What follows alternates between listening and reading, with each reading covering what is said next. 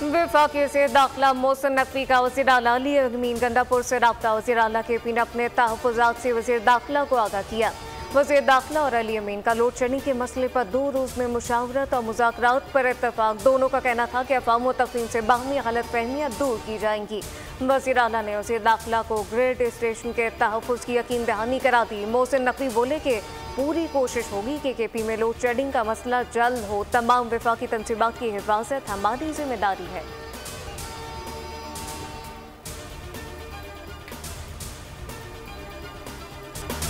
कराची में CVU पर तफरीह के लिए आने वाले 2 ग्रुप्स में तसादुम। फायरिंग के नतीजे में राहगीर समेत 3 अफराद जख्मी राहगीर इरफान के बयान के मुताबिक दोनों ग्रुप्स में तसादुम डांस करने पर शुरू हुआ।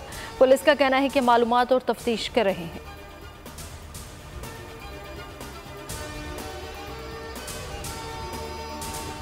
बहावलनगर में हरूनाबाद रोड पर कार बेकाबू होकर उलट गई। हादसे में 10 साला बच्ची समेत 2 अफराद जाँ बहक।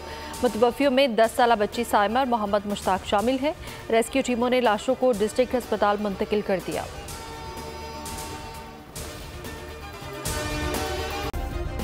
सब्सक्राइब करें और बेल दबाएं ताकि कोई खबर रह न जाए।